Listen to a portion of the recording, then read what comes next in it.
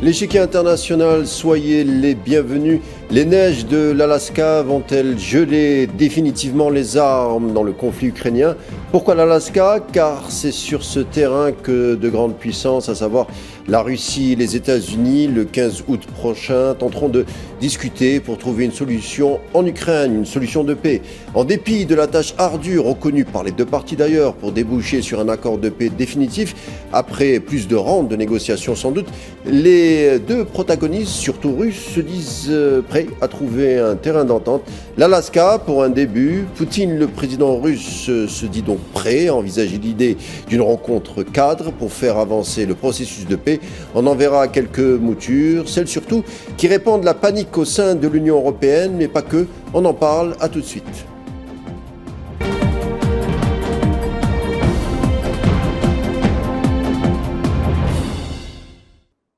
Rencontre Poutine-Trump, une date, un lieu pour une paix en Ukraine, le 15 août en Alaska. Nous serions proches d'un accord, a affirmé le locataire de la Maison-Blanche sur les réseaux sociaux, à condition que l'Ukraine accepte la nouvelle cartographie du pays. On en verra quelques moutures, comme on l'a dit au départ, et surtout quelques schémas. De quoi il est question d'ailleurs? On en parle avec le journaliste Guy Mettan, spécialiste des relations internationales, observateur de la société et vie politique russe. Vous réagirez depuis Genève. Bonsoir et bienvenue. Bonsoir. Alors, Guy Mettan, c'est une rencontre qui fera date de toute manière. Cela faisait 5 ans, cela fait 4 ou 5 ans que les dirigeants russes et américains ne s'étaient pas rencontrés. Alors, il y a ambiguïté sur l'initiateur de la rencontre. Qui est l'instigateur d'une telle volonté de faire la paix en Ukraine, selon vous? On pense que là, l'initiative vient du président Trump. On se souvient qu'il avait fixé 2 ultimatums. Et un premier ultimatum de 50 jours. Ensuite, il a changé d'idée la semaine dernière en posant un ultimatum de 10 jours, et qui aurait d'ailleurs dû prendre fin vendredi dernier, il y a 2 jours. On voit que ça n'a pas eu lieu. Donc, je pense qu'effectivement, l'initiative est plutôt du côté américain, les Russes ayant évidemment répondu favorablement. On sait quand même qu'il y a des entretiens réguliers entre Russes et Américains, et entre le président Poutine et le président Trump. Donc là, je crois que les deux sont, puisque la rencontre a lieu, finalement les deux sont tombés d'accord pour la faire. On va s'arrêter sur l'initiateur de cette rencontre, car il y a beaucoup de choses à dire. Les médias américains ont prétendu que c'était les Russes qui étaient demandeurs. Pourtant, Steve Witkoff, l'envoyé spécial américain, a été reçu pendant 3 heures au Kremlin. C'était mercredi, donc oui, 6 août, mercredi. C'était à la suite de ce tête-à-tête que le président russe a donné son accord pour une rencontre. Le Kremlin, le 7 août, donc le lendemain, a diffusé un compte-rendu officiel de la rencontre entre Poutine et Witkoff en disant que les discussions s'étaient concentrées sur les futures collaborations et la fin de la crise en Ukraine, et que les relations russo-américaines pourraient être placées sur un nouveau cadre complètement différent. Alors c'est intéressant, comme je le disais, car on a l'impression que dans les comptes rendus officiels, c'est juste de l'institutionnel généralement, qu'on peut dégager plusieurs choses. Peut-être déjà sur quoi vont tabler les discussions en Alaska. Le Kremlin fait le distinguo, semble-t-il, entre d'un côté le conflit en Ukraine et d'un autre les relations russo-américaines dans le futur. Oui, d'abord, effectivement, suite à la visite de M. Witkoff, les Russes ont communiqué sur le fait que pour la première fois, les Américains avaient fait une proposition on va dire, de paix, une proposition de négociation qui était acceptable. Ça veut dire qu'ils ont renoncé à poser a priori donc la demande de cessez-le-feu avant toute chose, et donc ça veut dire que les Américains sont venus avec des propositions concrètes qui allaient plutôt dans le sens des Russes, d'où le fait que justement le Kremlin ait accepté cette entrevue. Donc, je pense qu'il y a plusieurs niveaux de négociation, effectivement. D'abord, il y a évidemment la question ukrainienne, très importante, primordiale, et là, le fait aussi que cette rencontre ait lieu de façon bilatérale et non pas trilatérale, puisque jusqu'à nouvel avis, le président Zelensky n'est pas admis à la table de négociation. Ça, c'était aussi une exigence russe. le président Poutine a toujours dit d'accord pour discuter avec Zelensky, mais dans un deuxième temps, quand on aura déjà défriché le terrain.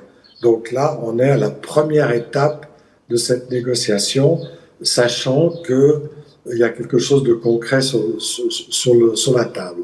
Et ce concret, je pense, est lié au territoire, à la reconnaissance des territoires actuellement occupés par la Russie, à savoir les 4 provinces du Donbass et la Crimée, et puis ensuite aux conditions, on va dire, de démilitarisation, peu importe le mot qu'on entend, qu'on utilise, savoir les conditions qui feront disons, pour assurer que ce cessez-le-feu soit respecté et ne soit pas juste une pause avant la reprise des combats, pour laisser le temps à l'Ukraine de se réarmer, de se réapprovisionner en hommes pour relancer le conflit. C'est ça que...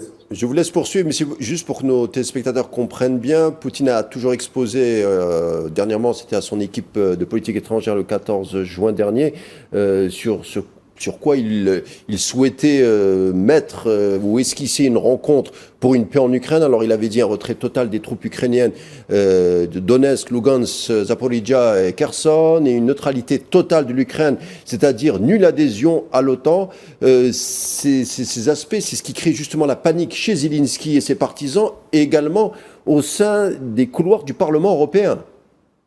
Oui, alors évidemment, les Ukrainiens et les Européens qui sont des va-t-en-guerre fanatiques, hein, comme on a pu le voir toutes ces dernières semaines, ces derniers mois, eux ne peuvent pas accepter même l'idée qu'il puisse y avoir un compromis.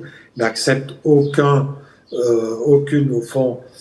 compromis. Ils ne veulent pas que l'Ukraine cède des territoires, ils ne veulent pas que l'Ukraine ne soit pas admise dans l'OTAN, comme vous l'avez très bien dit. Mais comme l'Ukraine est en train de perdre la guerre sur le terrain, elle sera obligée de faire des concessions. D'autant plus que l'Ukraine maintenant est en train de perdre petit à petit son soutien américain, puisque le président Trump, comme on a déjà pu le voir fin février et encore aujourd'hui, est fatigué par cette guerre et est fatigué par cette intransigeance ukrainienne qui, au fond, ne veut pas entendre parler de quoi que ce soit en termes de négociation. Donc là, je crois que pour moi, j'ai jamais considéré que quand on a commencé à ouvrir, le jeu a commencé à s'ouvrir à partir de l'élection du président, l'accès au pouvoir, on va dire, de M. Trump fin janvier, commençait à avoir des rumeurs de négociations. J'ai jamais pensé que ces discussions allaient se faire en 24 heures ou en quelques semaines, ni même en quelques mois. Le problème est trop complexe, il y a trop de protagonistes. Il y a les Ukrainiens, les Russes, les Américains, les Européens, l'OTAN, les autres partenaires du monde, les BRICS derrière, la Chine, tous ceux qui ont fait des propositions de paix, le Brésil, l'Afrique du Sud. Tous ces gens sont au fond un peu partie prenante maintenant de ce conflit. Et pour mettre tout le monde d'accord, ça prend des mois, ça prendra peut-être même une année, on n'en sait rien. Mais c'est un processus qui maintenant, j'ai l'impression, avec ce sommet, entre dans une phase active de négociation, ce qui n'avait pas été le cas jusqu'à maintenant. On s'était contenté de discussions exploratoires, de discussions préliminaires. Alors, une rencontre clé, donc le 15 août en Alaska. Le choix d'Alaska n'est peut-être pas le fait du hasard, Guy Mettan, vous allez me dire ce que vous en pensez. L'Alaska fut russe jusqu'en 1867, avant d'être vendu pour la somme de 7 millions de dollars, une modique somme aujourd'hui, aux Américains. Le choix d'Alaska, finalement, est assez important, puisqu'il y a le mandat d'arrêt de la CPI à l'endroit de Poutine. Il semble, Poutine, lui, respecter en tout cas la forme d'un tel mandat, même s'il est en complète désaccord, puisque, on le rappelle, l'Alaska appartient aux États-Unis aujourd'hui. Les États-Unis ne sont pas signataires du statut de Rome, le traité fondateur de la Cour pénale internationale, contrairement à Netanyahou qui lui dit que la CPI ne s'applique pas à lui. Donc, malgré tout, Poutine respecte les formes alors qu'il est, d'une certaine manière, il a l'avantage sur le terrain ukrainien et aussi sur le front diplomatique.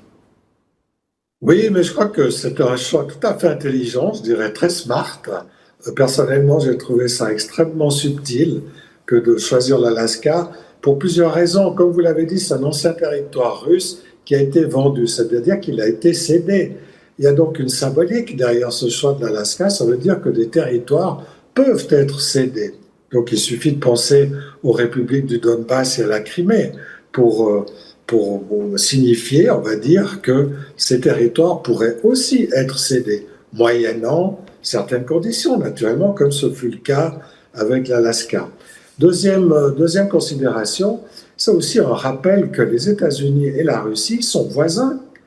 On parle toujours de l'Ukraine et de la Russie en termes de pays voisins, mais les États-Unis ont une frontière commune. Le détroit de Bering. Absolument, à travers le détroit de Bering, et c'est important. Donc c'est aussi un rappel à l'opinion publique mondiale et à l'opinion publique américaine et russe par conséquent aussi, que les deux pays sont voisins et qu'ils ont donc intérêt à entretenir des relations de bon voisinage aussi. Puis troisième considération, ça exclut tout pays tiers, parce que se réunir dans un pays tiers, que ce soit les Émirats arabes unis, la Turquie ou la Suisse, et non été évoqué, ou un autre pays, ça veut dire quand même que vous avez un tiers, que vous avez une interférence possible d'autres puissances, même si elles sont pas très importantes, ou on va dire, mais c'est quand même laisser la place à des tiers, pas de s'immiscer, mais ne serait-ce qu'en étant hôte de ce dialogue, d'être quand même partie prenante quelque part. Et là, eh bien, ça souligne le côté strictement bilatéral, d'où le fait qui justifie par conséquent, par exemple, que le président Zelensky et les Européens ne soient pas associés à cette rencontre. C'est un petit peu moins, on va dire, gênant pour eux. C'est aussi une question peut-être de psychologie qui, à mon avis, a peut-être aussi joué dans le choix de l'Alaska. Alors, on a presque oublié de vous poser la question principale. Est-ce que les chances d'aboutir à la paix cette fois sont à portée de main, Guy Bédan? Alors, à portée de main, pour moi, je ne crois pas. Parce que de la part des Russes, les Russes ont été échaudés par toutes ces tentatives de négociation qui ont échoué. Ils se sont fait rouler dans la farine par les accords de Minsk en 2014, en 2015, rouler dans la farine par les accords d'Istanbul en 2022. Donc, et puis ils se souviennent aussi, il y a un mois, du cas iranien. Les États-Unis ont négocié avec les Iraniens. Ils devaient se retrouver à Oman. Et qu'est-ce qui se passe au milieu des négociations? Les États-Unis se mettent à bombarder l'Iran via Israël et aussi avec leurs propres avions. Donc, ça veut dire que le crédit des États-Unis est absolument, je dirais, au niveau le plus bas, est à zéro. Et donc là, il faut reconstruire quelque chose, reconstruire une confiance. Et tout ça, comme je l'ai dit, prend du temps. Ce que je pense qui est positif dans cette rencontre, du fait même qu'elle aura lieu, eh bien, c'est parce que justement, maintenant, ça permet d'entrer dans le vif de la négociation, de poser des bases et ensuite d'associer, évidemment, parce qu'il faudra le faire dans un deuxième temps, d'associer l'Ukraine et les Européens, évidemment, dans le règlement du conflit, si ces pays acceptent aussi de jouer le jeu, ce qu'ils n'ont pas encore fait jusqu'à maintenant. On revient sur cette rencontre entre Witkoff et Poutine survenue le 6 août, car à mon avis, il y a beaucoup de choses à en dire sur les futures bases d'un dialogue. Toujours selon le communiqué du Kremlin, concernant justement le tête-à-tête, les Russes ont affirmé avoir prévenu, lors de la sortie de la rencontre avec Witkoff, ont prévenu du contenu des échanges de certains de leurs partenaires. On déduit que les Russes privilégient, les Russes ont prévenu les Chinois. On voit que les Russes privilégient leur relation avec la Chine, mais surtout veulent éviter de créer le moindre soupçon, le moindre doute, la moindre suspicion du côté de Pékin. Oui, je pense que effectivement, leur premier contact a été avec Pékin, qui est quand même leur principal, on va dire, allié, tant sur le plan politique que sur le plan économique, pétrolier, géopolitique, on va dire. Donc c'était légitime d'informer les Chinois de l'état des négociations. Mais si on regarde le détail de la communication russe, on constatera aussi que le président Poutine a fait le tour des chancelleries. Il n'a pas seulement informé les Chinois, il a aussi informé les Sud-Africains, les Brésiliens, tous les pays qu'ils estimaient nécessaires, je crois même les Turcs, nécessaires justement de tenir au courant. C'est aussi pour éviter de se faire piéger. On connaît la redoutable efficacité de la propagande occidentale, de la propagande des médias occidentaux, des services de renseignement occidentaux qui jouissent d'un quasi-monopole d'expression au niveau mondial à travers leur réseau de satellites, de télévision, de chaînes, de toutes chaînes de radio, enfin toutes les formes de communication possibles. Il est donc essentiel pour les Russes de ne pas se faire enfermer, de garder aussi la maîtrise de leur communication en communiquant justement aussi avec leurs partenaires, de façon à ce que ceux-ci soient aussi associés aux résultats futurs de ces négociations. Il y a aussi autre chose, Guy Mettan, vous soulevez un point important, mais précédemment, quand on lit les géostratèges américains, on sait que Washington travaille de plus en plus à séparer la Russie de la Chine. D'ailleurs, il ne s'en cache même pas. Trump insiste vouloir que les relations avec Moscou s'améliorent, à condition peut-être qu'il y ait un changement d'attitude. Avec Pékin, par le passé, Hillary Clinton a fait le même type de demande de manière subtile. On voit que cette relation sino-russe inquiète de plus en plus Washington. Oui, parce qu'on a beaucoup parlé, par exemple, de l'adhésion à l'OTAN de la Suède, de la Finlande, puis on a dit l'OTAN s'est beaucoup renforcée grâce, au fond, à l'agression, entre guillemets, russe, à cette opération militaire spéciale. C'est qu'en fait, mais on oublie aussi justement de mentionner, comme vous le dites, le rapprochement sino-russe, qui était la hantise de la diplomatie américaine durant la guerre froide et que la stratégie de Kissinger et Nixon avait réussi à dissocier. Il y avait déjà eu des tensions avant que Kissinger se rende en Chine, mais disons les Américains avaient réussi là à marquer un gros point à l'époque contre l'Union soviétique. Ce ne sera pas le cas cette fois, parce que là, on est dans une configuration différente. D'abord parce que la Chine est devenue la première puissance économique mondiale en termes de parité de pouvoir d'achat. Elle est loin devant les États-Unis maintenant. Et donc, la Chine, à mes yeux, est absolument irrattrapable du point de vue économique. Elle n'est pas encore, ça prendra encore beaucoup de temps, la première puissance militaire, la première puissance, on va dire aussi culturelle, et la première puissance politique. Mais ça viendra. L'économie précède toujours le reste. Donc, cette configuration-là est nouvelle. Et d'autre part, on s'aperçoit que les économies de ces deux pays, Russie et Chine, sont parfaitement complémentaires. Les Russes sont forts en matière énergétique, ils ont bénéficié de ressources naturelles et agricoles extrêmement importantes, bénéficient aussi d'un savoir-faire militaire qui est supérieur pour le moment à celui de la Chine. Et donc, la Russie a beaucoup à offrir à la Chine. Et la Chine, naturellement, a énormément à offrir à la Chine en termes de ressources industrielles, de produits, de voitures, de drones, d'équipements électroniques, enfin tout ce qu'on connaît de la Chine. Donc, il n'y a pas de rivalité fondamentale entre ces deux pays. D'où le fait qu'à mon avis, leur collaboration sera cette fois-ci extrêmement difficile à dissoudre.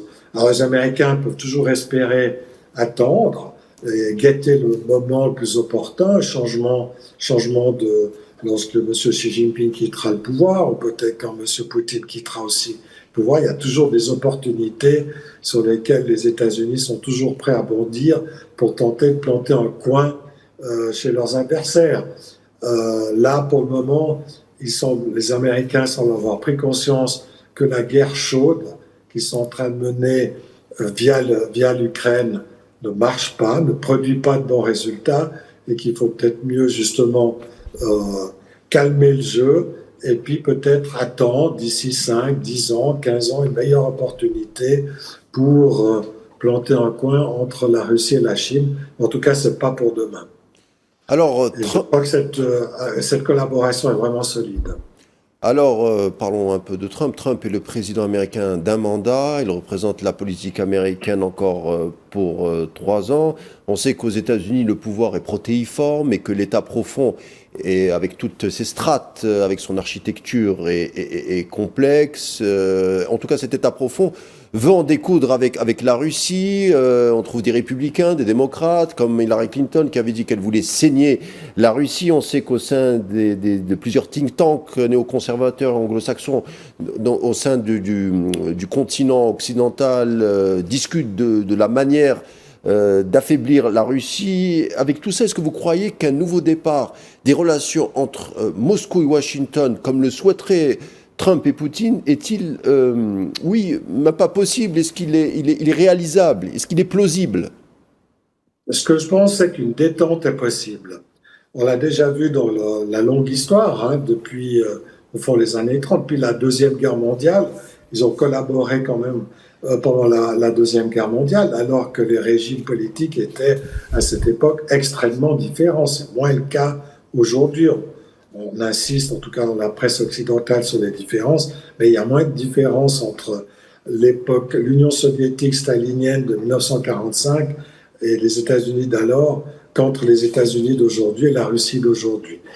Et il y a eu des périodes de tension et de détente dans leur histoire. Donc il n'y a pas de raison qu'on ne puisse pas revenir à une nouvelle détente entre la Russie et la Chine, notamment sur le plan économique. Et les États-Unis. Pardon, pardon. Oui, les États-Unis, notamment sur le plan économique. Ça.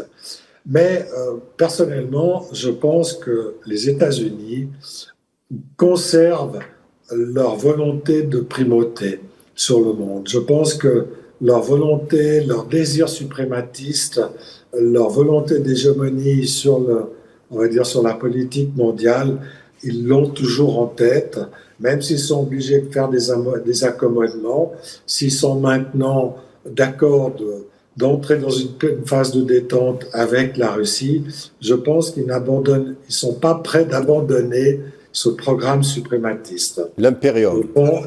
L'impérium s'estime être le leader naturel et voire même divin du monde. Et si vous regardez la politique de Biden et de Trump à ce niveau-là, hein, je ne parle pas, on va dire, des détails formels ou des attitudes de l'un ou l'autre président. Mais la politique n'a pas changé. Le slogan de Biden, c'était « Restore the American Leadership », restaurer le leadership américain sur le monde. Le programme de Trump, c'est « Make America Great Again », rendre l'Amérique à nouveau forte. Mais ça veut dire quoi? Ça veut dire aussi restaurer le leadership américain. Donc, il y a des différences, on va dire, de style entre les deux, et la presse insiste là-dessus, mais au fond, la politique reste la même. La politique tarifaire qui avait été lancée sous Trump premier entre 2017 et 2021, Biden l'a poursuivie, elle l'a poursuivie contre la Chine et contre d'autres pays. Maintenant, Trump revient au pouvoir, il donne de nouveau un coup d'accélérateur à cette politique tarifaire, mais elle n'est pas nouvelle. Et les républicains, comme les démocrates, l'ont appliquée. Donc je crois qu'il faut aussi aller chercher un peu derrière l'écume, on va dire, des choses et des petits scandales et des effets de manche, des gesticulations plus ou moins spectaculaires. Il y a quand même un tropisme de la politique américaine qui est « nous voulons rester les patrons ». Et il ne faut pas le perdre de vue, même si, personnellement, je pense que maintenant, on est en train de commencer à entrer dans une nouvelle phase de détente entre la Russie et les États-Unis. Ce sera le mot de la fin. L'un n'empêche pas l'autre.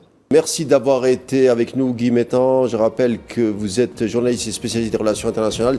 Je vous dis à bientôt. L'échiquier international est fini pour aujourd'hui. Bonne suite des programmes sur Al24 News et on se dit à demain.